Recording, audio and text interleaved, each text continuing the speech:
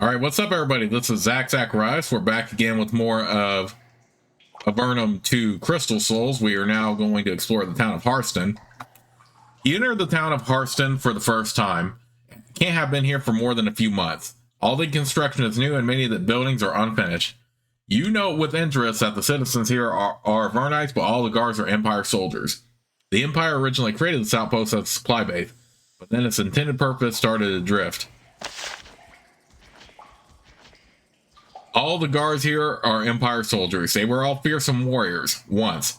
Then they were wounded at the front and sent here to recuperate. When they see that you are an Avernite, they consider engaging in some amusing bullying. Then they look at your weapon and wisely rethink it.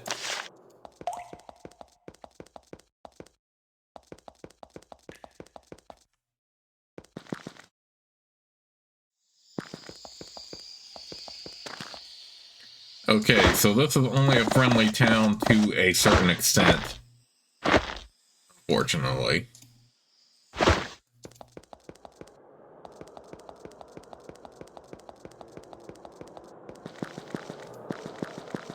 I didn't see nothing about it recharges spell energy or stuff like that, so. You meet a man with a flushed, healthy look of a recent arrival from the surface. He looks at you disdainfully. I'm Pakrin. He holds a rake and his clothes are stained with slime from his crops. Why are you so dirty? He snorts. I'm tending a crop of your foul Avernum mushrooms. That's what I'm doing. Foul? Yes, but it's what we have down here. And it's not much. They sent me out here to grow crops for the troops. Me, a soldier, tending food fit only for you, only for maggots, and, well, you. You must have made a lot of friends down here. Yeah? Hey, listen to this one. What's the difference between a maggot and an Avernite? He laughs. Want to know the answer? How can I resist? The maggots dig their own holes. He laughs nastily. You refrain from killing him. This is probably the kindness of the abusive Vernites near the Empire receive. Pretty funny, huh? Since you are in an Empire settlement, just leaving seems to be the best option.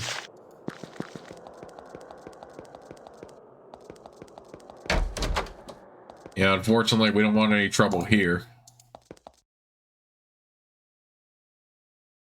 A thin calico cat looks up at you. It purrs. Nice kitty. It rubs up against you, waiting to be petted. Purr. Purr.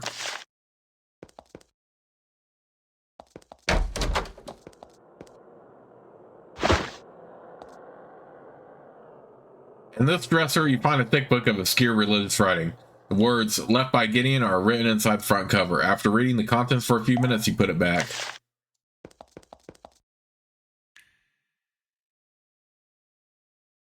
This burly man's pallid skin marks him as an Avernite like you. He stands behind the counter, looking at you with distaste. I'm Carswin. This is my inn. You probably need a rest. He's clearly not pleased to see you here. What can I get here? I have rations for sale and a room at 30 coins. A mug of ale is 10 coins. Very high prices. Why'd you say I need rest? Well, working for the Empire must be tiring work. There is a constant edge of contempt in his voice. Why do you think I'm in league with the Empire? Why else would you be here? We get plenty of Vernites working for the Empire here. Round here, there's two sorts of us, the dead and the trade. The one's working for the Empire. He watches you warily as if afraid you might attack him. What kind of work do these disloyal Vernites do? His voice is calm and friendly, but his eyes burn with anger. Empire is a good, safe place for an Avernite to work nowadays. Some of them run shops, like me, but some of them do, he pauses, other things. He doesn't look inclined to elaborate. I don't work for the Empire, I'm a loyal servant of Avernum. He suddenly looks very nervous. Then you're mad to come here. Get out. He hisses. I don't want any fights here, and if you're the least bit smart, you'll shut up about that. I'm hungry. What kind of food do you have for sale? Most of Carswin food was foraged from the nearby cave. Supplies at this outpost must be running low. Carswin watches you carefully, his lower lip curled in distaste. Is there anything else I can help you with, friend? His tone of voice indicates that he hopes you move on soon. Can I get a drink? It's watery stuff and he doesn't give you much of it.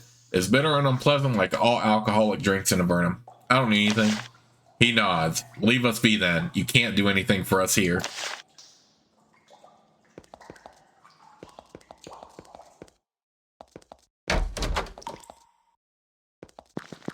Alright, we'll wait till this war curse shreds off and then we'll move on here.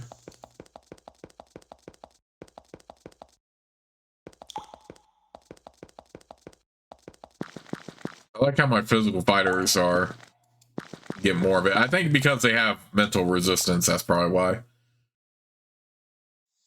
A wretched, pockmarked man sits at the table. He hoists a mug of strong, foul mushroom ale to his lips again and again.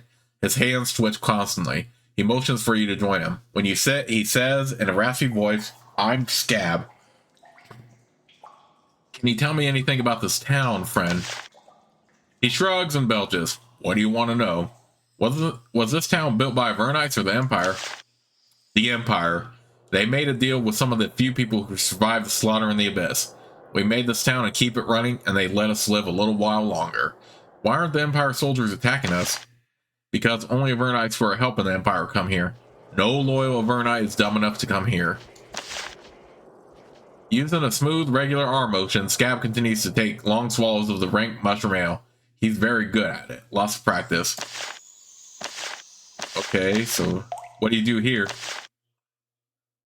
He looks up and his bleary eyes focus on you. Then they widen in surprise. Then they fuzz over again. All he says is, "Hello, Avernite." So you can tell where I am from. His voice grows very low. "Avernum, you're from there, aren't you? Traveling?" You notice his hands have ceased their twitching. "Yes, I must have taken a wrong turn at Formello." You're a long way from Vonatai lands," he says in a clear voice. He lifts the mug to his lips, but you realize that he's actually completely sober. He must know who you are. "You know who I am?" He mutters a few loud, slurred words, then he lowers his voice. "Relax. I know about you. You've been there. Your description's gotten around. Find Delaria. She's around. Ask her about the scimitar. Now go." He lifts the mug to his lips and takes a deep swig, then he starts switching again. Well, isn't Scab the one that also helped us out in the first game to steal from Mina? This bookshelf is filled with stacks of blank forms, notes, and supplies that are never found at any Empire office or outpost. Nothing you need to deal with.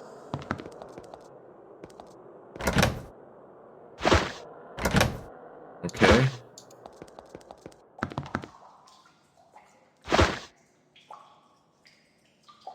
This man's armor marks him as an officer of the Empire. He is not yet deathly pale. He must have come down from the surface recently. When you enter, he inspects you closer. His expression is a complex mix of anger and fear. Finally, he says in a choked voice, "I am Captain Anthony. I am in charge here. What are you here for? What do you do here?" He laughs. "What do you think? I run this place, and what's your story? You helping us?" "I'm only traveling through." "Wise choice. You'll have to come around eventually, though. You'll have to help us or I'll have to kill you. Think it over." Captain Anthony arrogantly looks up at you and down. The pallor of your skin betrays you as a native, and therefore worthy of his contempt. Your weaponry, on the other hand, marks you as someone to fear. This combination is very disconcerting to this enemy officer. "Are you hiring anyone for missions?" He smirks. "I already have too many of your kind working for me as it is. If you want a job, you'll have to look somewhere else."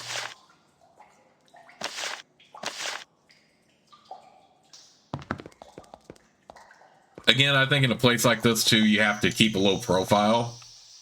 Pretty much, except to people like Scab, clearly, who's clearly still working on our side.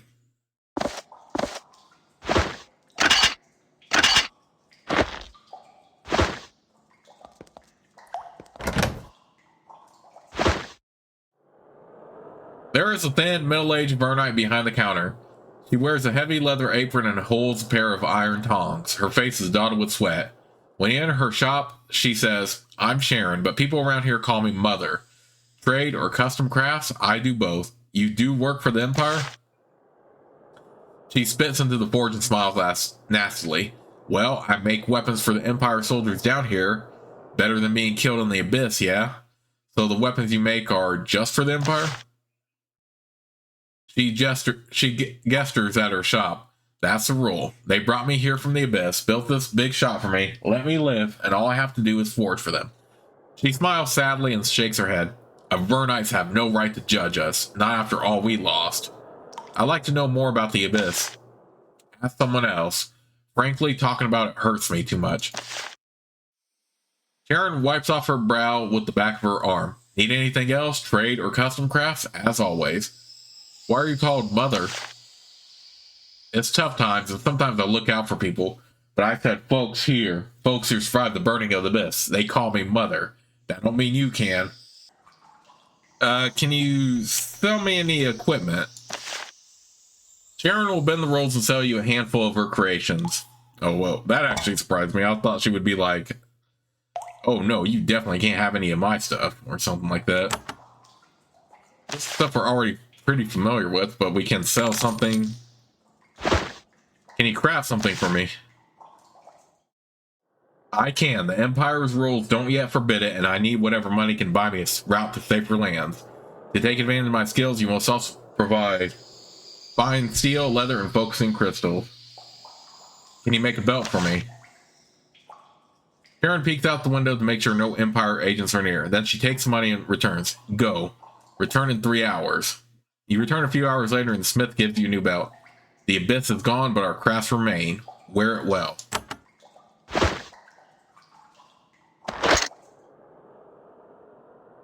Okay, that was actually...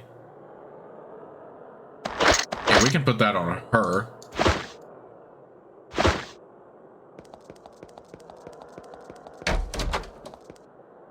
The storeroom is filled with empty sacks and open crates and barrels. Many bear the crown symbol of the Empire.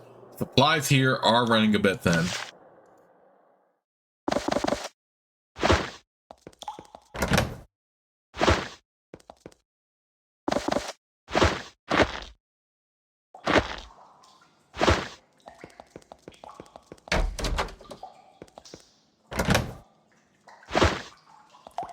Yeah, there is a guard standing right there, so... Damn, I can't even take anything.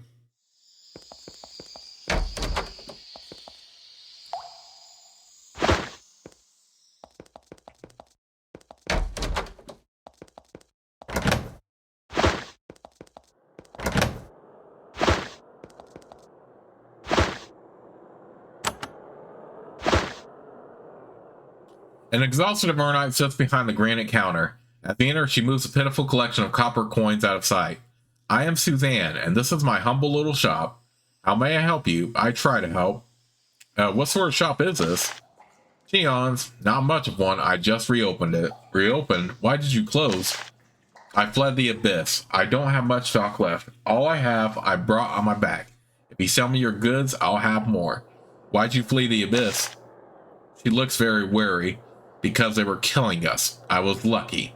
How? Captain Anthony, the Empire adjunct for this town, brought me along to handle supplies for him. I packed up what I could and came along. He lets me run the shop on the side. The Empire needs all the supplies it can get. It just has me procure goods for them. Susan watches you with tired eyes. She doesn't seem fully present. I'd like to do some trading.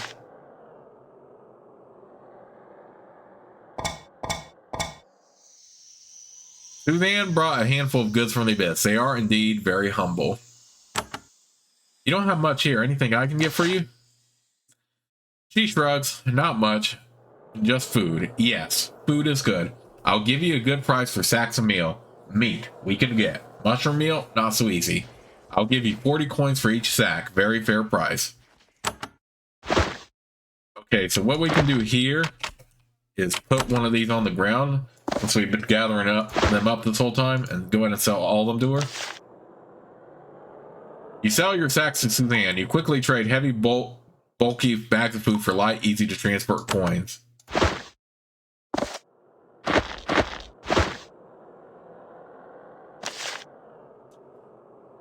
She shakes her head. Don't need any more meal. By the time we use what we already have, the new stuff would be rotten. Thanks anyway. I think the maximum is 50. Ooh. I think the maximum is 50 or something like that anyway. But one way to cheese it, I don't know. I don't need anything. Oh, she looks down at the counter, instantly forgetting that you are here. The one way to cheese it, of course, is already have been gathering bags of meal this whole time. And then you can make a lot of money just doing that. But now we can go ahead and sell the rest, and that's why I quickly completed that quest, no problem. A dark-skinned woman sits behind the counter, making notes in a thick notebook. Though her skin is naturally dark, it is in the pale, sickly way common to Avernites. Her clothes have been repeatedly patched. She smiles at you. I'm Renee. Welcome. Say, any idea why the Empire soldiers here aren't attacking me? Why would they? Only people who are helping the Empire come here. And there are plenty of them, too. Oh, well, you do what you need to do to stay alive. Agreed. You are an adventurer, yes. You have the luxury of wandering, of moving on when things get difficult. Simple people like me. Life is not so easy. Renee smiles, still at ease. Any other way I can help you, friend? How do you fare out here? She shows you the crude paper she uses in the rough state of her clothes. Making my way in hard times. It's rough going for a sage in war. The Empire requires the services of sages? Only occasionally. They brought their own scholars, you see. I'm just glad I got out of the abyss. It got very nasty there, so I came here. The Empire tolerates the Avernites here. Tolerate for what sort of work? To work, make food, run ins, help them function and kill our kind. Do things the soldiers can't or don't want to. What happened in the abyss? For a moment, she looks very upset. It got very ugly there. Many fled. The ones that didn't, she shakes her head sadly. It went very hard for them. They bore the brunt of the Empire's lust for vengeance. And now you work for your invaders? I have seen what happens to those who resist. I will not throw my life away. Avernites cast out those in the abyss. They lost all right to judge us. What services do you offer? Her face lights up. I know much about the flora and fauna of the caves. For a payment, I could share a few secrets with you. Renee will share her knowledge with anyone who can pay, Empire or Avernite. I already bought this stuff earlier, so I don't need to buy any more. I don't need any more instruction. Understood.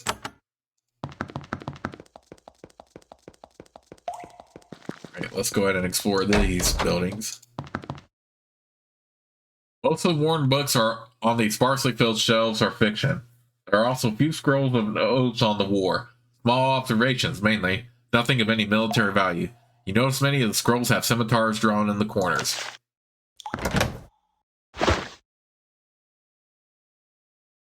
You meet a short, very stocky woman with closely cut black hair. She looks up from the book she is studying and eyes you carefully. Eventually, she greets you. The word abrasive doesn't begin to describe her voice. I'm Delaria. Who are you, Avernite? What do you want? And your job would be? I sit here and write. What do you like to write about? What do you like to write about? Just stuff to pass the time, she snorts. Could you be a little bit more nosy? What business is my business to you? Delaria looks longingly back at her book. Well, what else do you want? Can you train me? Well, I can't teach you how to break into other people's homes. You seem to have that one down pretty good. Scap told me to ask you about the scimitar. Delaria nods. The chill in the room thaws very slightly. Oh, yeah, I guess you're a true Avernite, not a collaborator. I'm part of the Resistance. Not much of us left out here, not after what happened to the Abyss. Big, ugly mess that. I don't have much information for you, but I have a little. Will you tell me what happened in the Abyss? The Abyss. You knew about it, right? That's where Avernum put all its rowdies and malcontents. Not a bad place till the Empire got there. Tore the place right up. She shakes her head sadly. Blood and fire. Good people. Scattered or dead. Damn the Empire. What information can you pass along? First, don't go west. Heavy Empire force there. The troops will kill you for sport. Second, Pyrog's cave is northeast. Big Empire fort. Has a big magic lab doing all sorts of weird things with weird things. Don't know what. Real well guarded though. Third, I know some things about the Northern Islands. What about the Northern Islands? Well, there are these islands to the north, real remote, but the Empire has a dock to the northeast, past Pyrog's cave, well guarded, but with some boats. That's the only way I can think to get up there. I'm not sure what's on the islands, but the Empire thinks it's real important. Lots of stuff being taken up there. Boxes of papers. Rumor has it they built some library or archive up there. Any guesses how to get into Pyrog's fort? No, but don't even bother with the front gate. It's just too well guarded, and the door has powerful magic on it. You need to find another way in. You flip through the sixth journal. Everything in this book is written in code. You can't understand any of it.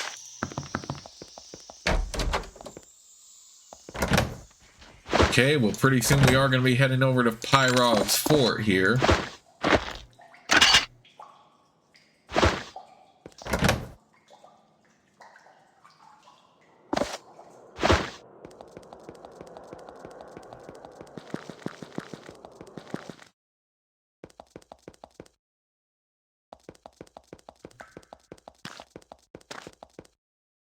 The road ends here. It's still under construction. There are no workers around at the moment.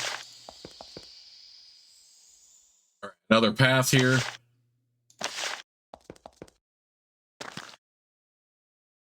Ahead, your path is blocked by a heavily defended Empire checkpoint. You could try to talk your way past it, or you could try to blast your way through. A board guard asks for your blue pass. Fortunately, you have one. You nervously get it out and hand it to him. He looks at it, nods, and hands it back. As he passes, you hear him chuckle and mutter something about, "Damn traitors." He must think that you work for the Empire. At least you'll be able to pass this checkpoint in the future.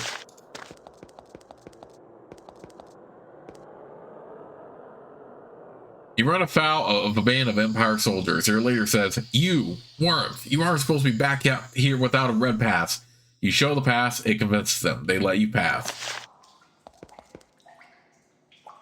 The Empire Patrol waiting in this watchtower decides that something doesn't look quite right about you. Some of our knights are working for the Empire, but Empire troops are allowed to kill them if they feel like it. The soldiers don't question you, they just attack. Oh boy.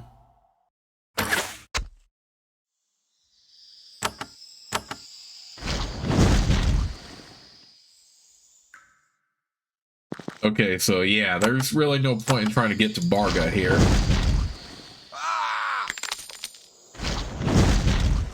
Oh, what the heck? He's an archer. Infiltrators are archer and mages? Wow.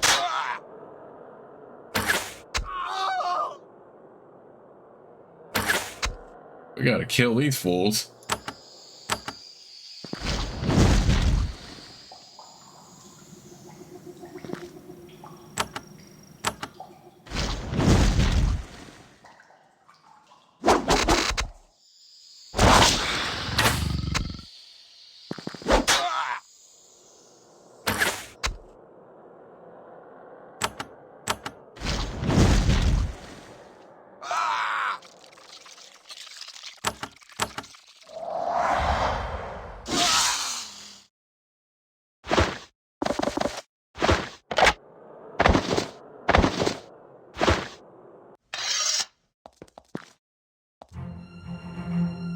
Oh boy. Empire Dock. This does not surprise me whatsoever that they're immediately attacking.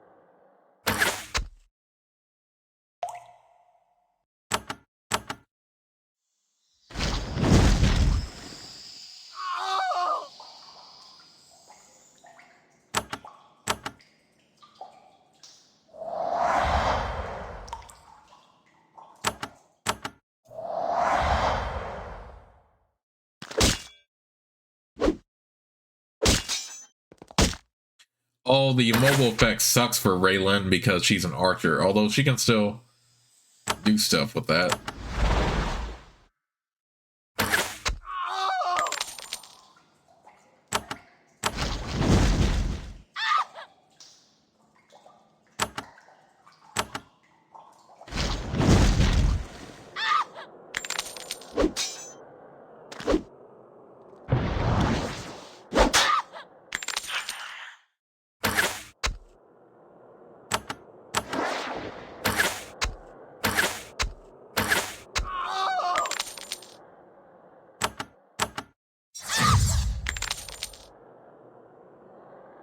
Oh, dang it, I forgot about the freaking...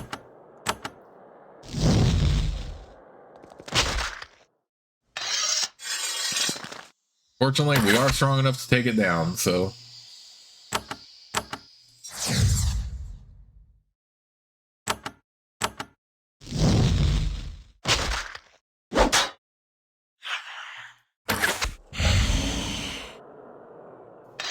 Nice.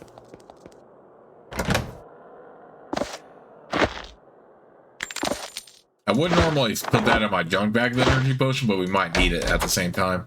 Oh, great. Leave it to me to walk right into freaking more hostile enemies like that. But at least they were patient enough to let me put stuff in my junk bag. Got an incanter right here. We have to make sure they get damaged and killed.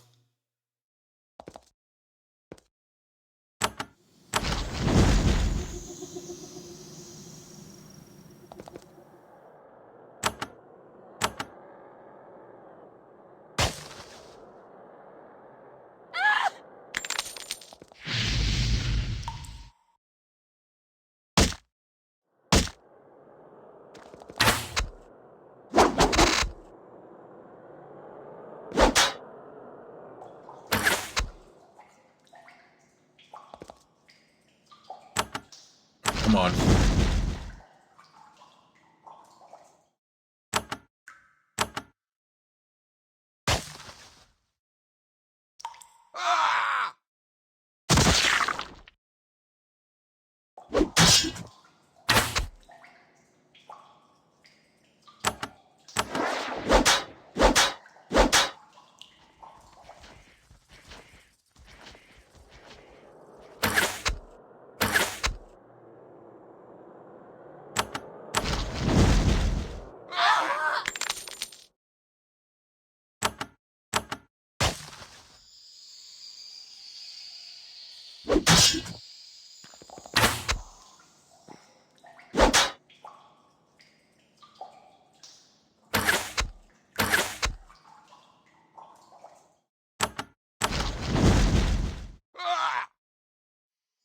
I hope this shaking effect, by the way, doesn't bother anyone.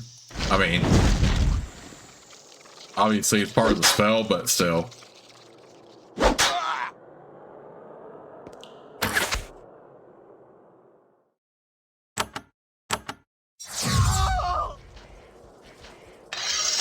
Dang, we wiped out so many Empire soldiers so far.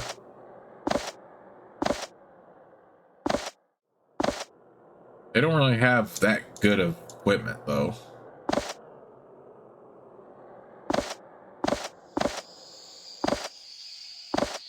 Actually, no, they have an energy elixir we could use. Let's give that to her. I mean, him.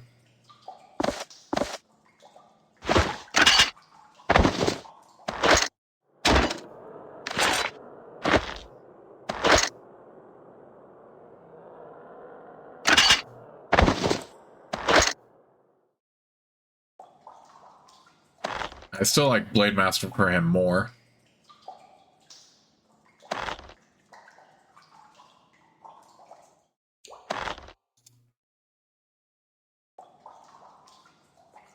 Still like that one. Yeah, we can go ahead and sell that.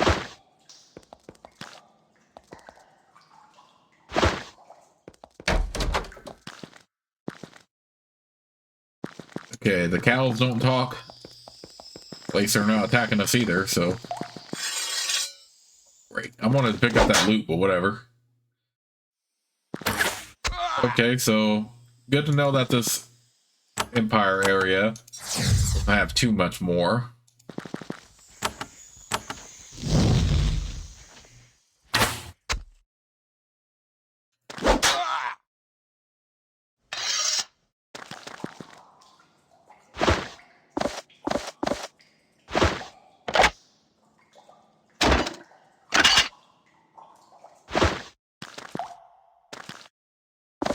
Okay, we don't need to get hang on to bags of mail anymore. We can just sell those.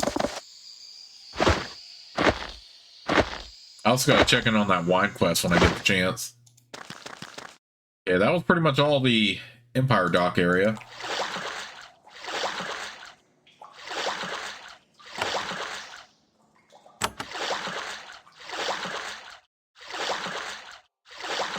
You maneuver your boat delicately among masses of jagged rock. Your guess that this destruction isn't natural, and a glance at the scene proves you right. The Empire blasted huge chunks of rock out of the roof to block this waterway.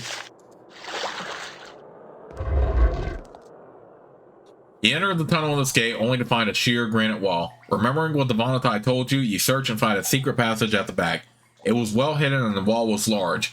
You couldn't have found it without the Vonatai's help. Alright, so this is going to be a major dungeon. We are now in Pyrog's cave, searching for one of the crystal souls finally. So without further ado, in the next part of Let's Play, we will get this done. But it is time to save the game right here, because this is going to be part of the major quest line here. I'll see you all soon with the next part.